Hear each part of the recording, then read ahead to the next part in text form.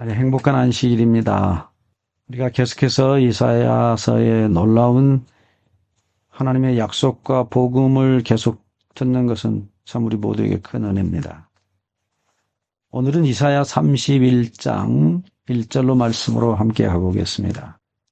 이사야 31장 1절 말씀을 먼저 읽습니다. 도움을 구하러 애굽으로 내려가는 자들은 화 있을진저 그들은 말을 의지하며 병거의 많음과 마병의 심히 강함을 의지하고 이스라엘의 거룩하신 이를 앙모하지 아니하며 여호와를 구하지 아니하나니.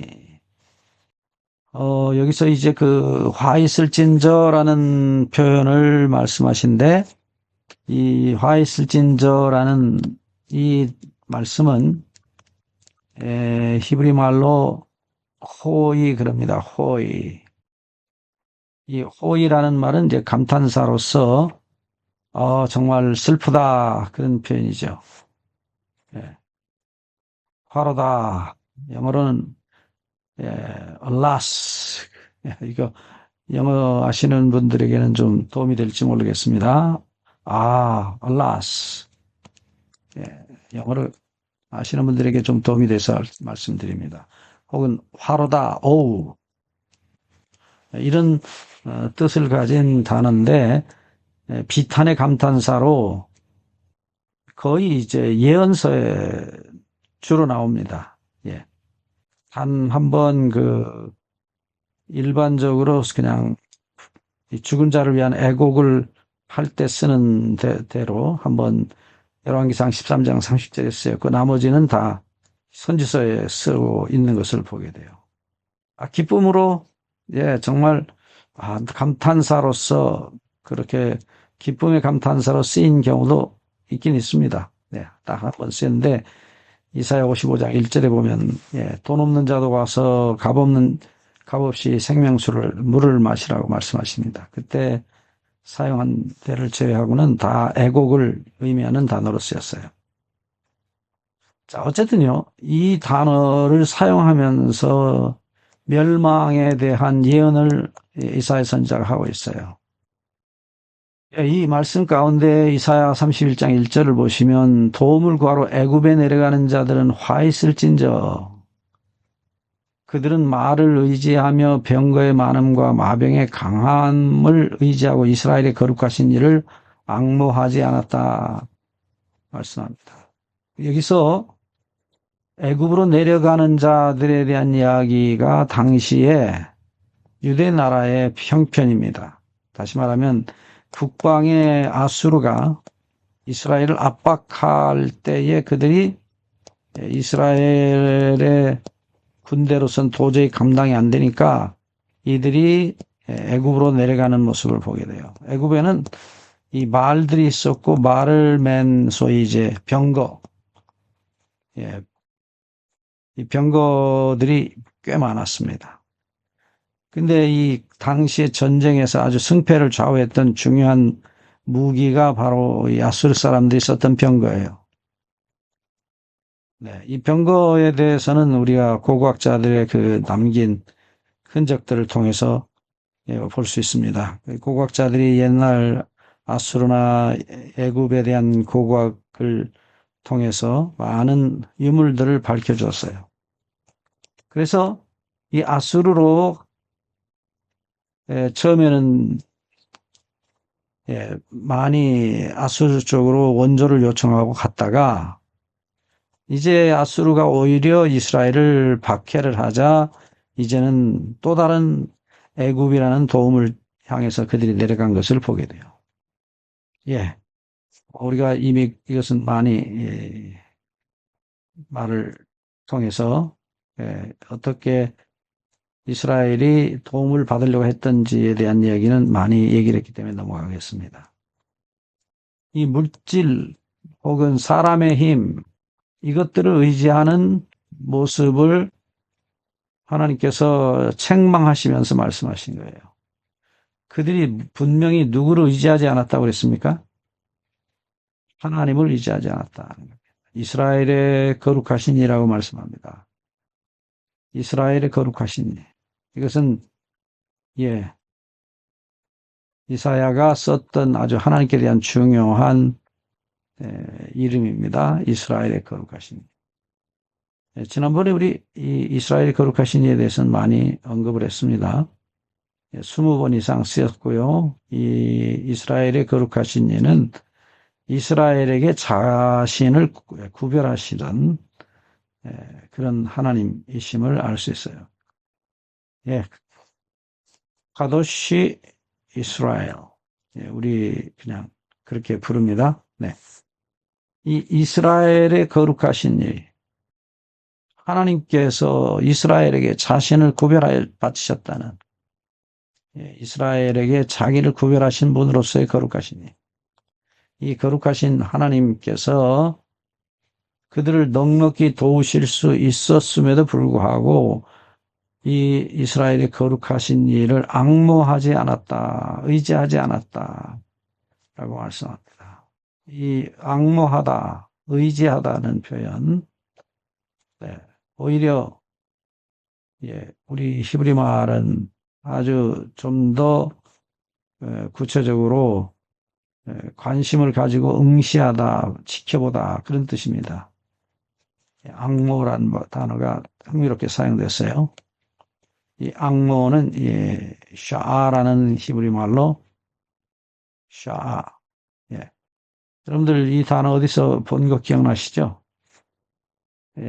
우리 성경에 보면 창세기 4장 4절에서 하나님께서 아벨의 제물과 아벨을 연락하셨다. 우리말로 그렇게 번역했는데 본래 말은 바라보다 그런 뜻입니다.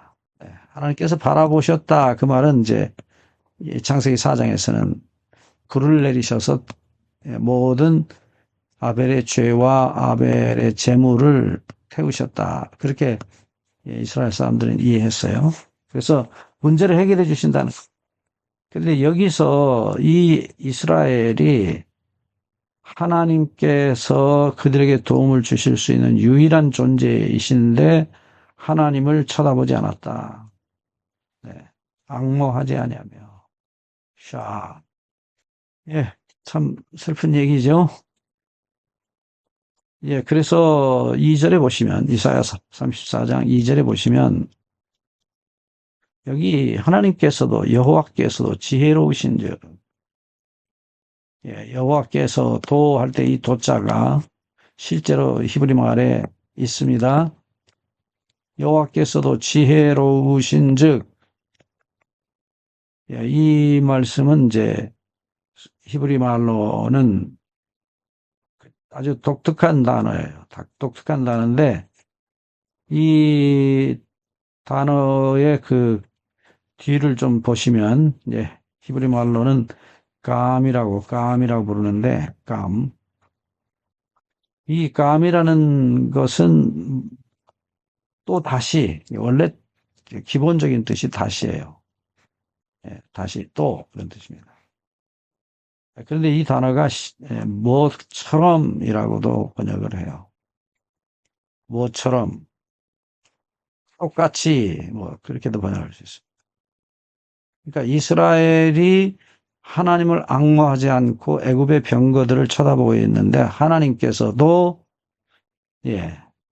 또 하나님께서 다시 이렇게 표현할 수 있을 겁니다.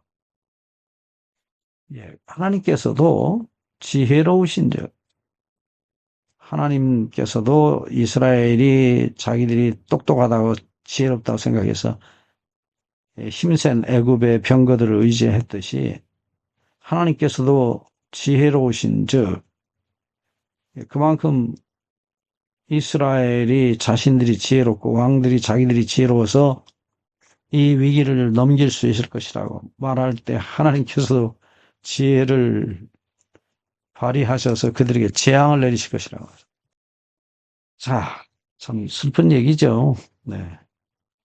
재앙을 내리실 것이라고. 왜요? 이유가 뭡니까? 정신 차리고 하나님께로 돌아오라는 거예요. 그들이 그렇게 의지해서 애굽의 병거와 말들을 의지해서 아수라고 싸워서 다 멸망당하면 그냥 그 끝이에요. 하나님께서 그냥 그 사람들이 하는 대로 내버려 두시면 그냥 자기들이 자멸하는 겁니다. 근데 하나님께서 그렇게 하지 않으시죠? 네. 지혜로우셔서 그들을 어떻게 하든지 돌이키기를 원하셨다는 것입니다. 그래서 이 하나님의 여호와의 지혜라는 말씀 속에 두 가지가 포함되어 있는데, 첫째는 이 현장에서 보면은 하나님의 재앙입니다. 이유가 뭡니까? 이스라엘을 돌이키시려고요. 예. 두 번째는 그 결과 그들이 돌아섰을 때에 그들을 구원하시기 위함이었어요. 하나님의 지혜는 무궁무진합니다. 우리가 볼 때 하나님께서 우리에게 재앙을 내리셔서 우리를 괴롭히신다? 아닙니다. 절대로 아닙니다. 예, 계속해서 이사야 31장 3절을 보시면 애굽은 사람이요 신이 아니며 그들의 말들은 육체의 영이 아니라. 애굽은 사람이요 아담이에요. 아담이고 무엇이 아니라고 그랬어요? 신이 아니라 하나님 엘입니다. 애굽은 사람이에요. 사람. 그런데 하나님은 뭐라고요? 여호와는 네, 신이라고 말씀해요. 그러니까 이 여호와께서 자기 백성에게는 하나님, 신, 우리 번역이 그저 한자를 써서 신이라고 해서 이게 귀신 신자인지 무슨 글자인지 잘 몰랐는데, 이 단어가 히브리 말은 엘입니다. 엘은 강한 자는 뜻이죠. 일반적으로 하나님이라고 번역을 해요. 엘. 신이요, 신이 아니며 그들은 신이 아니며 그들은 육체요, 바사르, 고기 덩어리요, 영이 아님이라.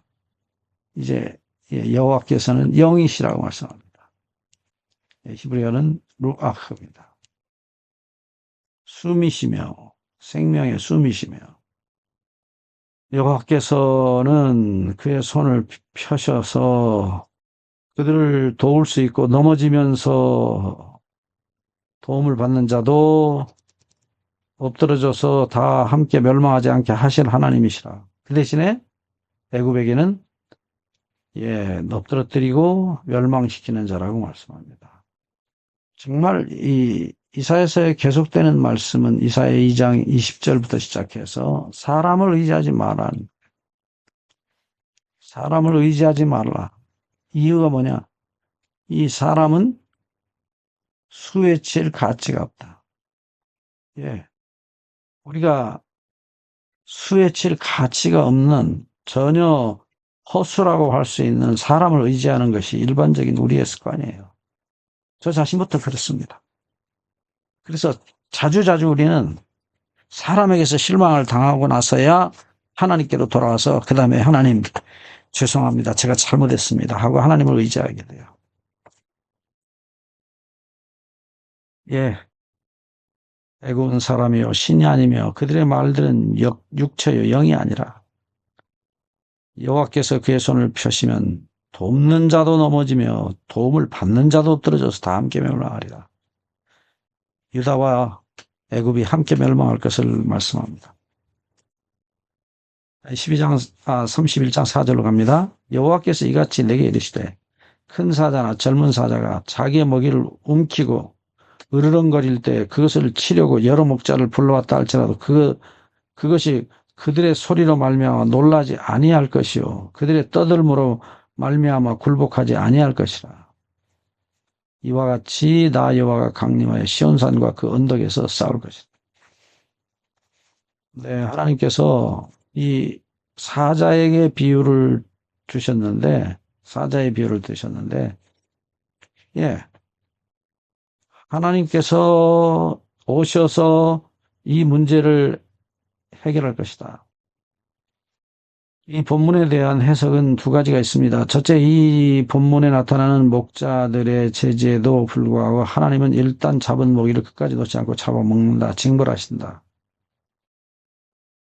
또 긍정적으로 보시는 학자들이 있습니다. 목자들의 위협에도 불구하고 유다를 주님께서 끝까지 보호하실 것이다.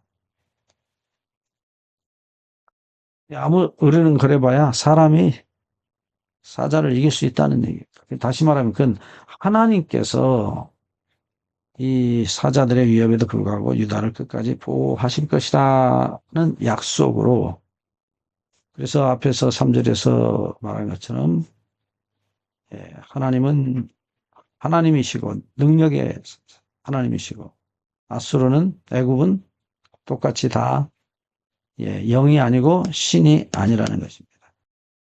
그래서 이 아수르와 하나님 자신을 비교하는 모습으로 나타나 있어요. 계속해서 5절을 봅니다. 이사 31장 5절입니다.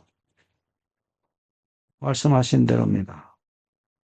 새가 날개치며 그 새끼를 보호함 같이 나 만군의 여호와가 예루살렘을 보호할 것이다. 그것을 호위하며 건지며 뛰어넘어 구원하리라 하셨느니라. 여기 모든 하나님의 구원하시는 역사에 대한 단어들이 다 나와 있죠. 첫째, 호위하시겠다. 지키시겠다는 겁니다. 여기서 이제 호위하다는 단어가 히브리어의 가나안이라는 단어인데, 이건 진짜 그대로 둘러싸서, 뺑뺑 둘러싸서, 덮어서, 에워싸서 지킨다, 방어하다, 그런 뜻입니다. 동시에 또 이 예루살렘을 보호할 것이다. 무엇처럼요? 새가 날개를 치면서 그 새끼를 보호하듯이 내가 너희를 보호할 것이다. 그러니까 특별히 여기서 흥미로운 것은 하나님께서 약속하시기를 마치 새가 날개를 치면서 새끼를 보호함처럼 그들을 보호할 것이다. 호위하고 둘러싸서 보호할 것이다. 우리 번역은 보호하다, 호위하다가 다른 말로 되어 있지만은 히브리 말은 똑같이 가난이에요. 뺑 둘러싸서 꽉 자기 품에 안고 보호한다, 그런 뜻입니다. 여러분들 새 집에 뱀이나 쥐 같은 게 올라와서 새 새끼를 먹으려고 할 때 여러분들 아시죠? 새 어미가 뱀이 오른쪽으로 공격하면 오른쪽으로 또 와서 뱀하고 싸우고, 그 다음에 오른쪽에서 또 왼쪽으로 옮기면 왼쪽에 와서 또 싸우고, 마치 건너뛰기 하듯이 이리 뛰고 저리 뛰고 하면서 날개로 새끼들을 보호하는 모습. 우리가 가끔 영상을 통해서 보죠. 하나님께서 그렇게 하시겠다고 말씀하셔요. 내가 건지며 뛰어넘어서 구원하리라. 여기서 뛰어넘어서라는 단어가 그 유명한 6월절에 썼던 같은 단어를 쓰고 있어요. 히브리 말로 파사흐라는 동사를 쓰고 있는데, 이 파사흐는 어디에 쓰였는지 여러분들이 다 기억하실 거예요. 이 파사흐는 출애굽 당시에 하나님께서 이스라엘의 집들을 넘어가면서 파사흐 한다고 합니다. 넘어가서 애굽 사람들의 집의 장자들을 다 치실 때 이렇게 뛰어넘어가다 하는 때 이 단어가 6월절과 함께 사용됐습니다. 그리고 다 이미 보셨지만 출애굽기 12장 13절, 27절, 23절, 27절 등에 이제 4번이나 쓰고 있어요. 또 흥미로운 것은 이 단어가 다리를 절다, 그럴 때 또 쓰였어요.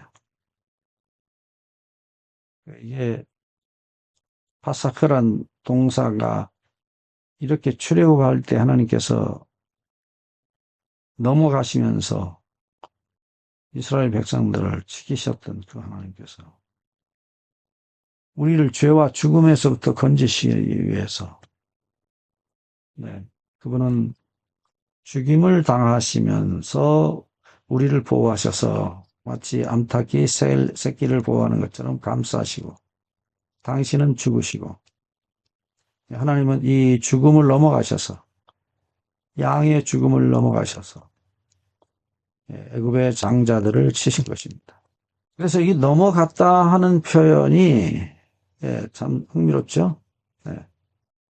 구원과 관련돼서 이 단어가 쓰였다는 것은 참으로 놀라운 모형이라고 할 수 있어요. 그러니까 출애굽 당시에 유월절 어린 양을 죽이시고 그 피를 바른 집을 넘어가시는 하나님. 똑같은 이 파사흐를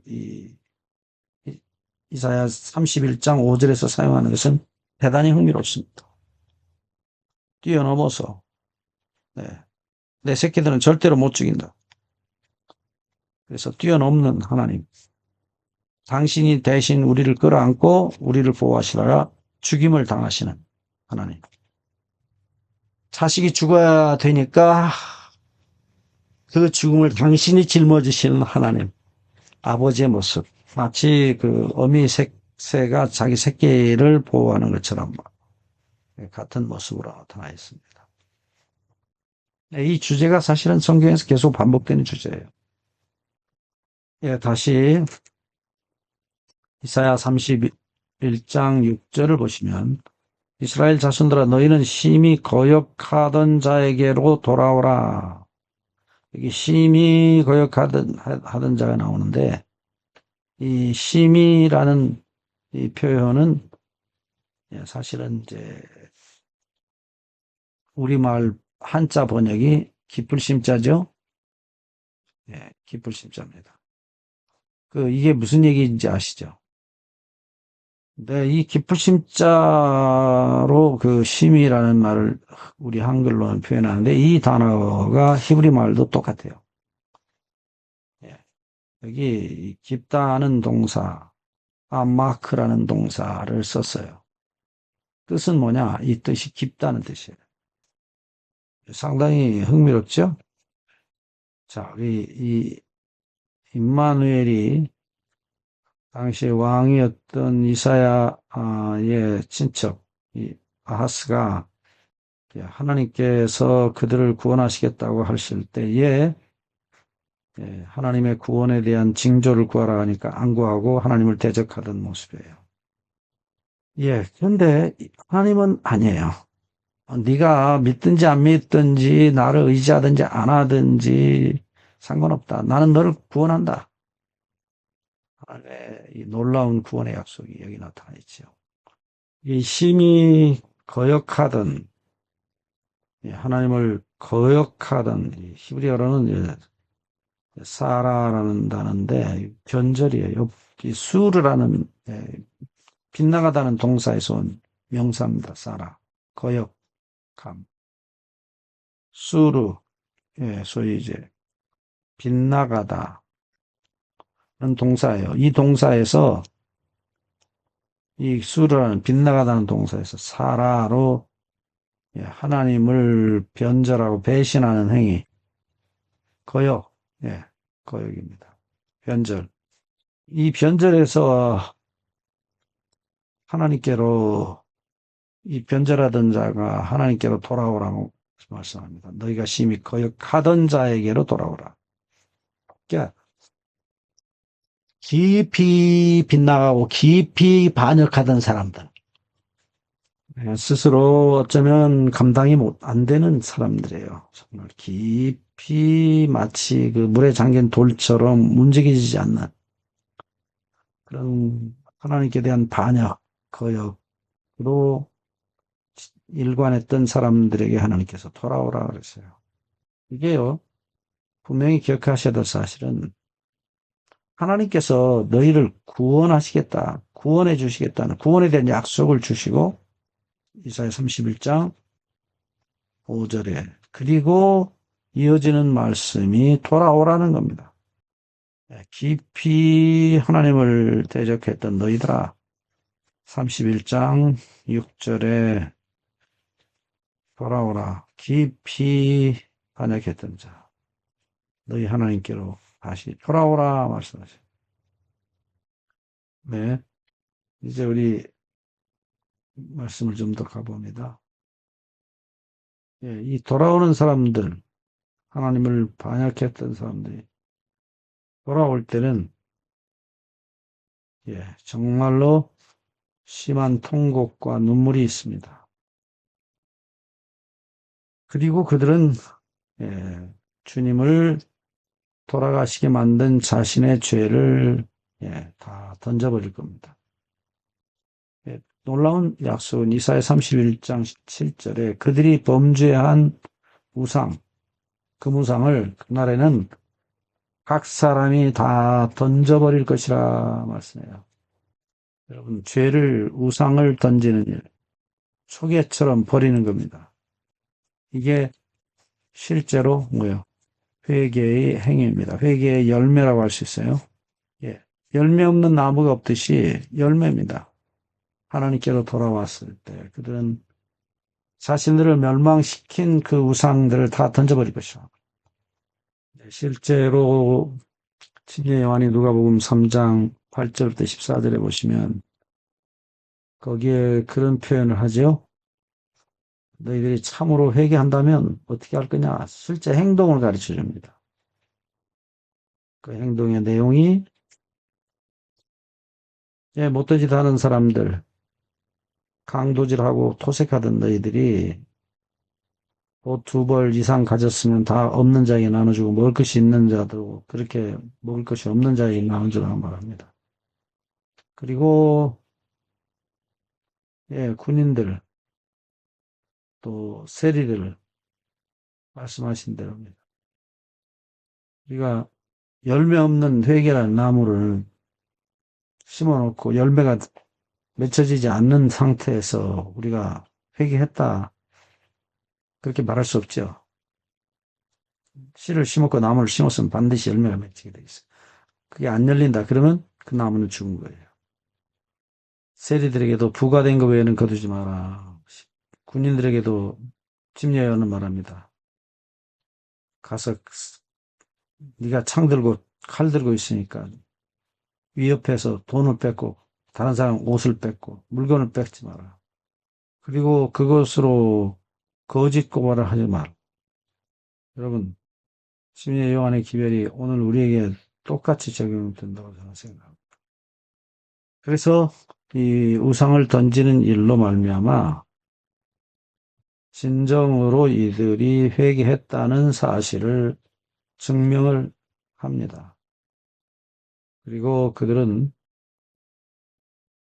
사람의 손으로 하지 않고 하나님의 손으로 인하여 그들이 복역하는 자가 될 것이라 말씀합니다.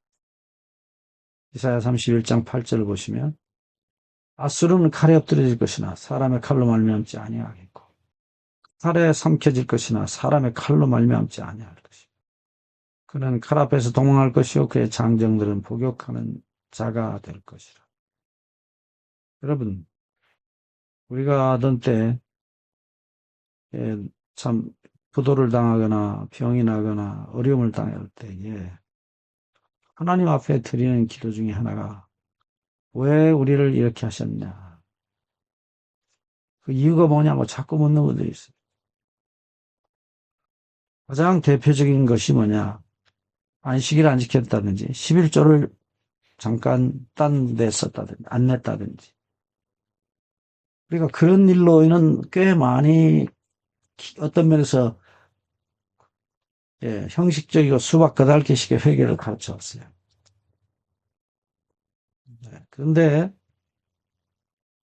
참으로 우리가 회개해야 될 가장 중요한 우리의 본성은 우리가 계속해서 드렸던 말씀대로 자기 사랑의 본성. 이 본성 문제가 해결이 되지 않는 이상 우리는 또다시 그 죄를 반복해요. 고추 이파리를 따면 다시 고추 이파리가 다시 나오면서 고추가 다시 열립니다. 하여튼 저희가 이 이사야서 31장을 마치면서 너무나 요즘은 거짓이 횡행하시다. 우리가 하나님 앞에 정직하게 회개하지 않는 이상 그 회개는 사실상 아니라는 겁니다. 그래서 그들은 결국 다 넘어지고 그들은 다 감옥에 갇히는 자들이 될 것이라. 마지막 이사야 31장의 결론이 나타납니다. 그의 반석은 두려움으로 말미암아 물러가겠고. 다시 한번 이사야 31장 9절을 봅니다. 그의 반석은 두려움으로 말미암아 물러가겠고 그의 고관들은 기치로 말미암아 놀라리라. 이는 여호와의 말씀이라. 이는 하나님의 말씀이라. 여호와의 불은 여기 이사야 31장 9절을 보시면 그의 반석은 두려움으로 말미암아 물러가겠고 여기 반석이 그의 반석이 누구냐? 아수르 반석입니다. 이방의 반석 곧 누구죠? 마귀입니다. 두려움으로 물러가겠고 그의 고관들은 기치로 말미암아 놀라리라. 하나님의 깃발, 자기 희생의 사랑의 십자가의 깃발.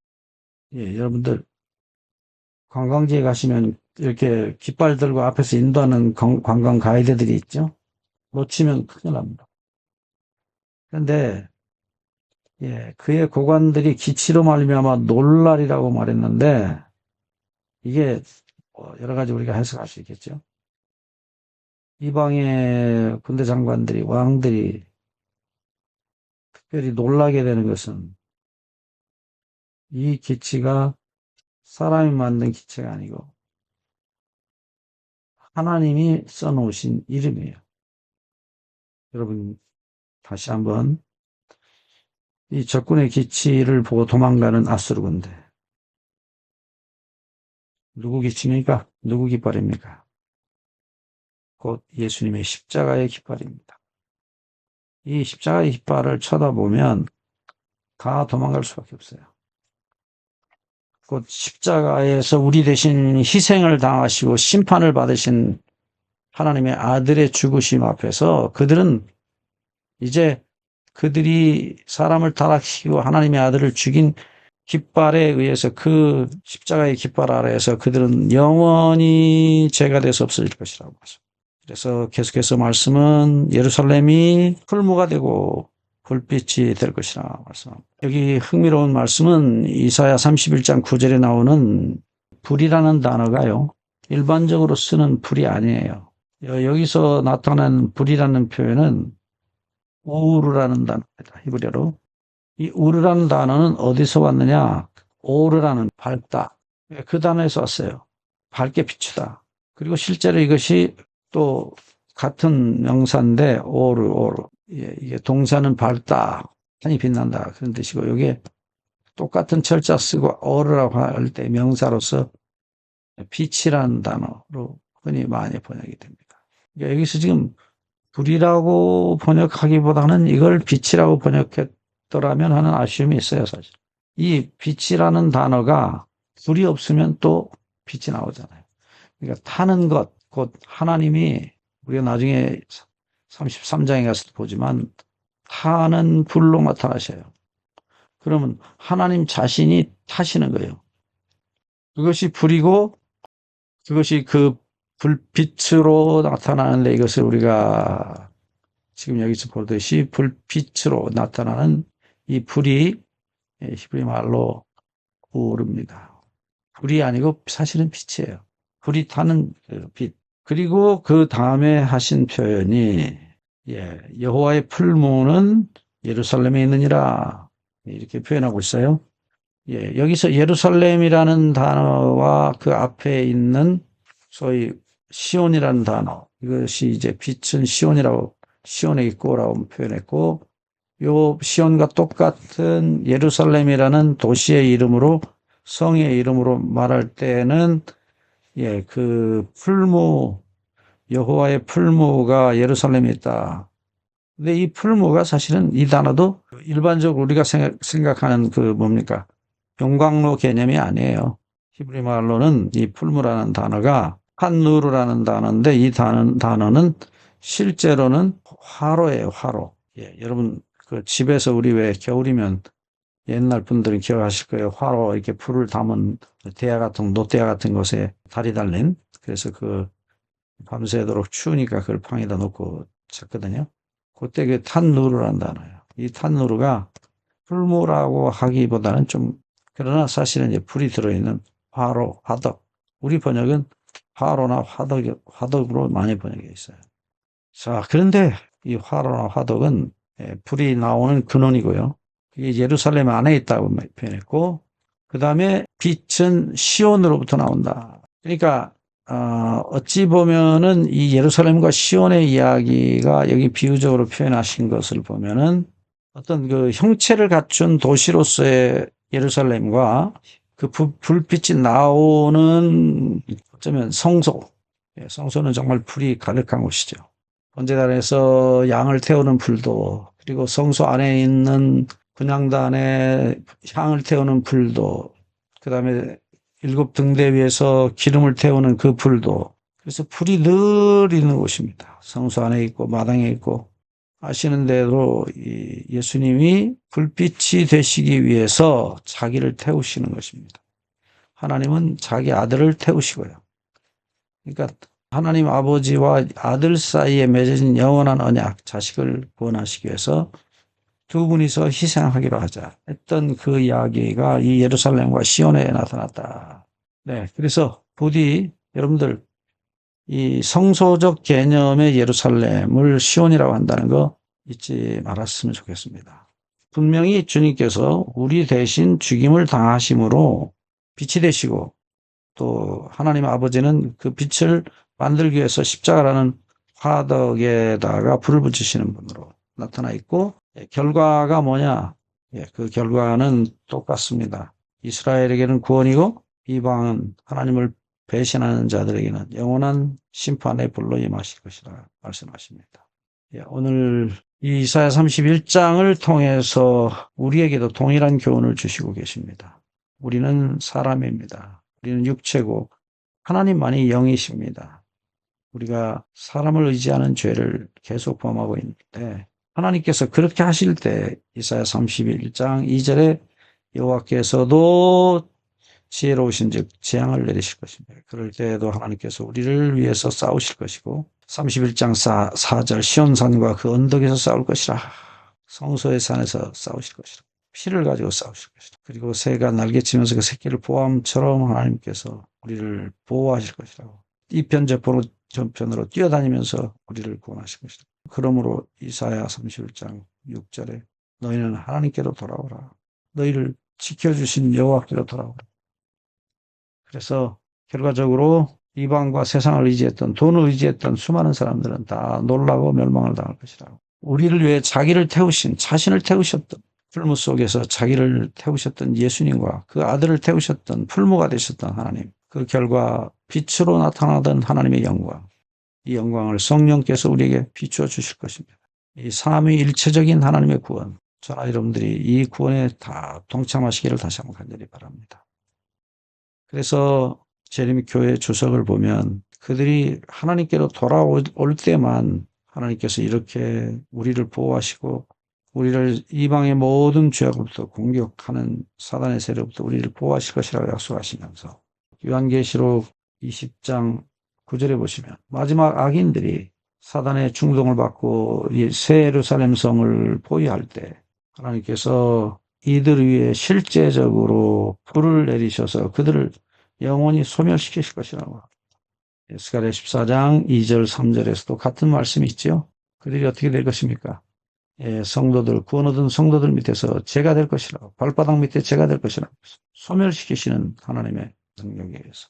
그때 당시 아수르 군대가 18만 4천 명이 공격하러 옵니다. 그때 하나님께서 기적 같은 역사를 베푸시죠. 정말 하나님께서 이사야 33장 14절에 나타난 영원히 타는 것으로 이스라엘과 함께 계시고, 당신의 백성은 태우잖아요. 그들에게는 하나님께서 이미 자신이 아들을 태우셔서, 아들 대신 우리 주님이 우리를 대신에 태워지셔서 빛이 되시고, 이방인들에게는요 풀무가 되시고 그들을 태우는 불이 되실 것이라. 이것은 단누르, 화덕, 무엇이든지 그 속에 들어가면 다 타는 것입니다. 이방인과 자기 백성 사이에 구별을 두시고 있는 하나님을 보게 돼요. 우리 오늘 이 안식일에 여러분과 제가 이 하나님의 놀라운 구원의 역사, 하나님의 이 기가 막힌 역사에 자신을 태우시던 하나님, 그래서 우리에게 빛이 되신 하나님, 이방을 불 속에 던져넣는 불로 나타나신 하나님 아버지. 여러분 둘 중에 우리가 어느 것을 택해야 되겠습니까? 간절히 바랍니다. 불 속에 들어가지 않기를 바랍니다. 하나님께서 우리 모두를 도와주시기를 다시 한번 간절히 바랍니다. 기도하겠습니다. 하나님 아버지, 오늘 저희는 이사야 31장을 보면서 자신을 태우셔서 영원한 빛이 되어주신 예수님, 그리고 우리의 모든 죄와 사단을 영원히 태워 없애버리실 풀무가 되신 예수님을 동시에 바라보면서 감사합니다. 정말 끝까지 우리를 창조하시고 우리를 구속하신 주님의 약속을 끝까지 믿고 영원한 불이 되시고 빛이 되신 예수님을 따라가는 저희들 모두가 되게 해주시기를 예수 그리스도의 이름으로 간구하옵나이다. 아멘.